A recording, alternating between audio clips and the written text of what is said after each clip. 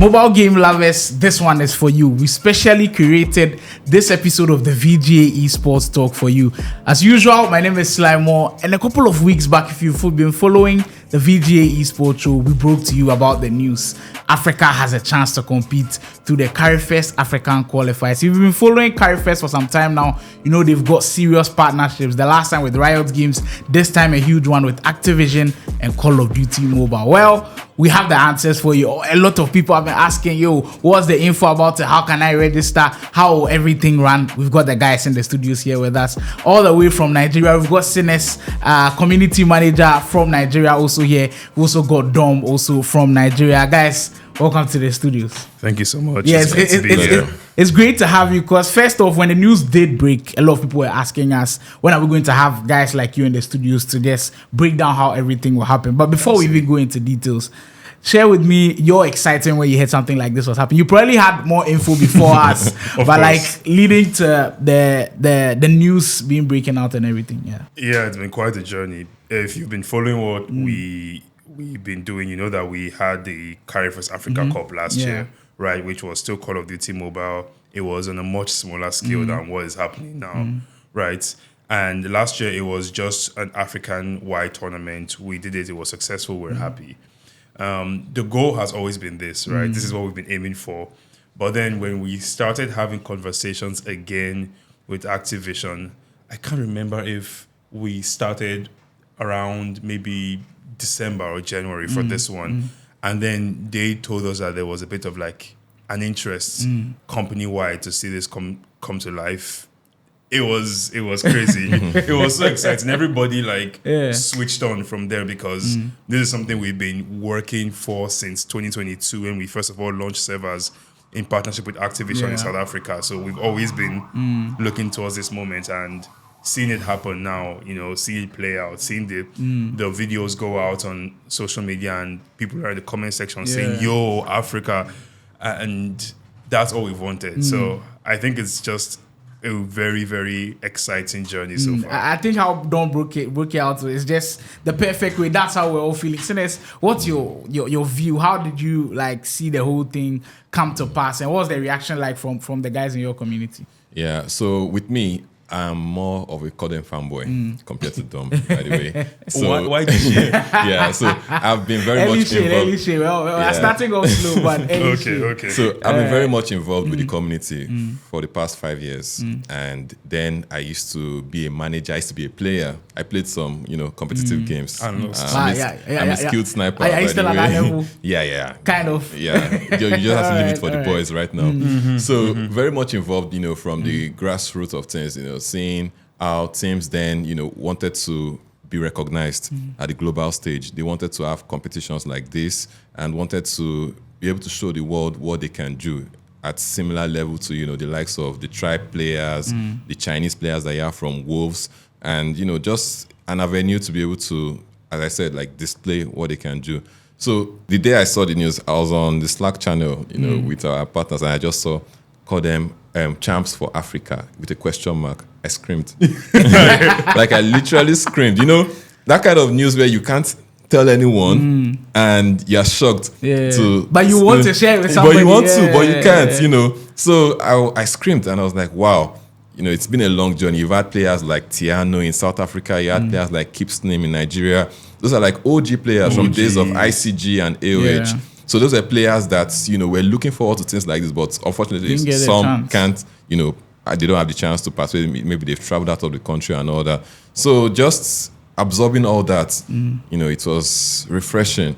And it was really exciting, and big things to really come from Africa. Amazing stuff. For myself and everybody here back in Ghana, I think it was great news, because sometimes you kind of ask yourself, as an esports athlete, or you want to take the game professionally, what's the pathway to get to the top? And now the pathway has become very clear. Last year, we were fortunate enough to have one Ghanaian team or a two team make their way to Kenya for the African Championships, and we saw everything about their build-up. They were able to get Samsung on board. This time around, being able to even globalize it in the sense that if you win, you get a chance to, of course, go to the World Championships. Do you think it's a better opportunity for teams to look out for sponsors? Because I think that's been one major key thing that's been missing from African teams. By far, I think it's much better. You see, nothing truly thrives without the ecosystem. And that's where a lot of us miss it when we're trying to build esports in Africa, quote unquote. We think of single moments, but we don't think of like sustainable success. So one way to guarantee sustainable success is to not just have great competitions, but find ways within those competitions to empower teams to go on and then become franchises of their own, right? And I think when, as a team now, you walk up to an organization and you tell an organization, okay, listen, if you back me in one way or the other, whatever the partnership is, I am going to be at this event and I'm going to showcase your brand for you. This event is going to get X amount of coverage. Now they are listening to you. You know, most of the tournaments and things we've been doing so far have been like online tournaments. You know, it's streamed on YouTube or TikTok or something, which is great. But a lot of the people who sit behind budgets and sit behind the signatures for most of these marketing campaigns don't understand that. But when you tell them, oh, there's an event, it's going to be held in this country and it's going to be on TV. Like, for example, last year, the Cup was live on TV in about 3 countries. It was live in Ghana. It was live in Ghana too. TV, Exactly. So imagine now going to tell a partner that, like, listen, I can take your brand that far. All you have to do is, you know, back me. Suddenly, they are listening to you. Now, imagine doing that just for Africa and then now saying you want to do that globally, where you're going to go to, like, the World Championships and you have hundreds of thousands of people watching just online alone, live, right? And that's just live. This is not people that are in the venue. This is not people who would rewatch all these things and see them for years to come. Now our partners are sitting up and they're very, very interested, you know. So I think it's great. I think one thing that I personally would consider to be a mark of success for us as this campaign goes on is, you know, the ecosystem that gets built after this and how there are thriving teams that just sit and are franchises of their own even after the tournament is long gone. Crazy. Sina, I know you've been familiar with how the community and everything evolves, especially with the African Championships being announced. So we've already have established teams. Like in Nigeria, I know Sierra 7 is very strong. Back here in Ghana, we've got Ace Gamers who are strong, or a 233 are very strong. If there's a new team out there who want to, like, they're a group of guys who just want to compete, how do they stack up against teams like this? And is it advisable for them to kind of register for the tournament in probably like a short time to come? So there's this popular saying that if you don't buy tickets, how can you win the lottery? Right? So you just have to take the chance. Yes, these teams are already established with like top tier players and all that, but the experience goes a long way. So back in the day when I used to manage a team, we started from the lower tiers like tier 3, tier 2, and we used to meet teams that had players on like top end devices. You know, it's the competition that drives you to want to do better. Okay, you think of what do I need to invest to reach this level? Do I need to get a better device? Do I need to invest in my internet? You know, do I need to get better teammates? Do I need to get a sponsor that would maybe probably put these players on contract and that would push my brand out there? So that's how you start. So you can't just see a team like Ace Gamers or Sierra 7 in this competition and you believe, oh, I'm not going to win. Let me just back off and sit back. No, you can't grow that way. If you don't put yourself out there, how would brands recognize you? You know, and see that, oh, this team is actually trying. They are putting up a fight against a seasoned tier 1 team. So, yeah, my advice is you just have to go for it. Irrespective of wherever you finish, just see it as a platform for you to put yourself out there. Amazing. The reason I was asking that question is immediately we broke out the news. A lot of people were in the comments like, how do I get to join if I have a new team? Is there a way to go about it? Well, Sinex has definitely shown you the pathway. It's still not too late, by the way. There are established teams out there, but you can go on there and do great things. Let's iron out the important details for everything. So the number of African countries that are participating, where the LAN event will be held, when the online qualifiers and everything happens. So information-wise, I know for sure every single thing now sits on the website. So that's cop.carry1st.com. So you go there, you can see the different regions. We have I think it's about 8 African countries. Actually, not 8 African countries, 8 regions within Africa. Okay. So the thing is, most people who play this game in Africa know that obviously the game experience is very different based on where you are currently located. So to like ensure fairness and all of that, we have to make sure we get different people in different regions to play. And the regions are, Nigeria is a region, so it means a team would come out of Nigeria for the LAN finals. Ghana is also a region. South Africa is a region. Kenya is there as a region, Uganda as well. These are the, I think, 5 countries that are countries/regions. Okay. And then there are some that are agglomerations of other countries. So there's the West Africa Francophone, made up of Senegal, Cote d'Ivoire, and Cameroon. Yes. Okay. So that's one region as well. So one team will come out of that group. Okay. There's also North Africa where you have Morocco and Egypt. All right. And one team comes out of there. Now, the very interesting one that I know was a long battle. It took time for us to get to this point. But once again, it's about creating a platform for all of Africa, because you really don't know where the next talent is. Yeah. Right? So the final region, which is very interesting for me, is the wild card region. I saw the wild card too. Yeah, it was a lot of work. See, there were meetings after meetings after meetings just on this wild card region alone, because we try to understand, like, how do we do this? How do we get other people in? But the way the wild card works now is, if you are not part of any of these other regions we've mentioned, then the wild card is for you. So it doesn't matter where you're from, Namibia, Botswana, Sudan, like just anywhere, just go in, register, play, and then if you win, you're coming to the land finals. Wow! So basically, everybody's involved. Yeah, that's the point. You know, it's all of Africa. So that's what we are working towards. And then the land would be scheduled to happen in late August. Right, we're preparing like a much bigger announcement for the location and all of that, so I can't like give too many details. But the land should be scheduled to, all things being equal, like happens later in August. Crazy stuff. $15,000 on the line. If you were still playing at your peak, if you see that kind of money, what comes to mind straight away? Put yourself in the player's shoes right now. How do you think they are feeling about that $15,000 price? But not just that, a chance to also qualify for the World Championships. Okay, just to note, I'm still playing at my peak. Oh, I'm still losing, but I'm still playing at my peak. But wow, like $15,000, that's a lot. Yeah, that's a lot. And to top it, you have the tickets to go play at the World Champs, which is like every professional player's dream. They can forgo the $15,000. If you tell me, hey, pick one, either you get this $15,000 or you go to World Champs. Yeah. You're picking the other. Money is a lot, but I know there are players that would certainly want to, get that ticket to go to the World Champs. They want to test themselves against this seasoned pro players, and they want that experience, that esports arena feel outside of Africa. So it's something great, honestly. As a player, I would definitely do everything within my power to make sure. See, that ticket, I must get them. I must get it. So yeah, so it's crazy. It's really nice. Great stuff. Now for the final questions, I'll put them on the spot. For me, you already know my favorite. I'm already from Ghana, and last year the team that represented us, Aura 233, just fell short. So for me, I'm rocking with Aura 233. Let me start with Sinners with this one. Done with this one. All right, let me go Sinners. If you have to put your money on anybody, let's say Carry1st releases the odds to put your money on anybody. Who are you going for to win the African Championships? Any country. Can I plead the fifth? your fifth is you can give us 3 strong contenders. Okay. Teams, teams names. Yeah, like teams names. Yeah. Okay. I would say top of that list right now is the South African team. NXG. No, actually. So NXG disbanded. Okay. That's the funny thing. And some of their players are in other South African teams. One is Paradox. Okay. So Paradox is made up of top tier players. I think some players that played with Casty Sports last year and a couple of other teams came together to form Paradox.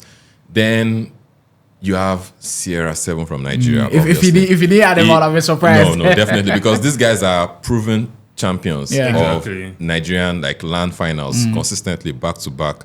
They've been, at that stage where they get to that. I think finals. I saw them at KD Sports as well. KG, and they won. As well, They won. They won. That was just after returning from the Carry1st Cup. Yeah, exactly. So it felt like back-to-back success for them. They came back. So yeah. So Sierra 7, we have Paradox. Then the third team. We've put him on the spot, so we have to give him some time to think a little bit. There's an Egyptian team called Instinct. Wow. So funny story. Is that your wildcard team kind of? In a way, because people have not seen what they are capable of. They were expected to be at the finals last year, but due to some technical reasons, they couldn't make it. So now they are like a wounded lion, looking to devour. So that's a team everyone needs to watch out for. So one from Egypt, one from South Africa, one from Nigeria. We've got apologies to Ghana. We've got Dom's list. So do you want the 3? Do you want to plead the fifth, or you're just going to go one and stick with your pick? I'm fine going ahead with making some picks. Obviously, I'm not as in-depth ascendances with these things, but I think there's a team, like it's a triple S team. SSS. Oh, they've disbanded. Wow. Interesting. Okay. So some of the players are now with Paradox. Okay. That makes sense. And that's They are going Paradox. Because I remember I was following through with a recent tournament and I was like, this SSS team seems like they are there, but if they disbanded, then that's fine. Personally, most people might not believe me when I say this, but I love Aura. Yeah. As a team, genuinely, I love Aura 233. And if it's a team that I would want to see like really do crazy stuff, if they can get to land and do it will be that team first of all. I genuinely love what they've been able to build as a team, as a brand, and what they stand for. I think when it comes to showcasing what the standard of esports should be, they're one of the teams that has really pushed the bar. And excellence is not something to be denied. Yeah. And I love that for them. So I think Aura is a team I would want to see. And I love their play style as well. They are very aggressive. Yeah. Right? Especially when I watch their hard points. Yeah. They are super aggressive. If you remember, I think they won all their hard points. Yeah. And then They in the lost last control, one, they lost Search and Destroys. yeah. And then their controls were like 50-50. Against Sierra 7. So they have that aggressive play style that I love. That's how I play when I play. Like I want to just be in your face, making you always have to rethink your strategy. So Aura 233 is there for me. Sierra 7, I think they are there as they are By there. default. It's almost like a default. Like you believe they should do well and they should win. And I don't know if I have a third team, to be honest. It's like anything can happen. I hope a wild card team shows up. And then just shocks everybody. I mean, like one team from like that would surely be fun. Like Mauritius, Namibia, Madagascar, somewhere. just shows up and just, I would love that to Yeah. happen. But for me, I think Aura and Sierra are two teams that are dear to my heart at this point, and it'll be interesting to see how things play out for them. Wow, you can leave your picks in the comments. And do you agree with this? For me, I'm just going one team or 2-3-3. Before we close this one out, do you have any last final message for everybody who's watching, who's interested in playing the African Championships, or just loves anything that Carry1st does? Because there are some people who truly love Carry1st. Yeah, so I think it's two things for me. I think everybody should recognize that we are in a marathon, right? Not a sprint. Everything happens slowly, then all at once. If you told some people that we're going to be here 2-3 years ago, they wouldn't have believed, right? But we're doing it. So one thing I just want to keep hoping we get is the support of the community, right? Let's always establish our forum where we can sit, we can talk, we can understand what's going on, and we can build for this community just the same way the community is building and rooting for us. That's the most important thing, that this sustains, and it's not just a great singular moment, but it leads to this robust industry that is suddenly accounting for thousands of jobs and millions, in tens of millions in revenue, and people are having fulfilling careers off of this. It's possible, but we need to be willing to come together and make sacrifices. One of our partners told me something last week that really changed my mind, and he's like, if you're going to be a bridge, you have to be willing to get stepped on. And it's like, that's a hard quote. It's a hard one, but it's like, you're going to, if you're going to do stuff that hasn't been done before, there'll always be people who believe, will see things from a different perspective, and that's fine. But everyone should recognize that we all have the same goal here. We want to build out for Africa. That's it. And then my second thing, like I always say whenever I'm on the spot, is always Carry1st. Always Carry1st. So that's it. Sinners, any last words? Well, just to reiterate what he has said, it's a marathon, it's not a sprint, and we can't do it alone. We did not get here by just being Carry1st, and discussing with Activision. No, it has been a community effort.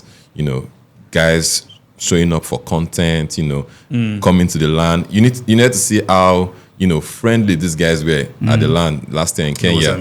Because normally, there's a lot of toxicity online. Like these guys. But when they come together, they were like brothers, catering for each other. You see players, lending out certain materials, maybe headphones, or just to the other team, just to make sure, okay, they are fine and comfortable. So I would still like the community, to continue with that bond, that brotherhood mentality, and let's put Africa on the map.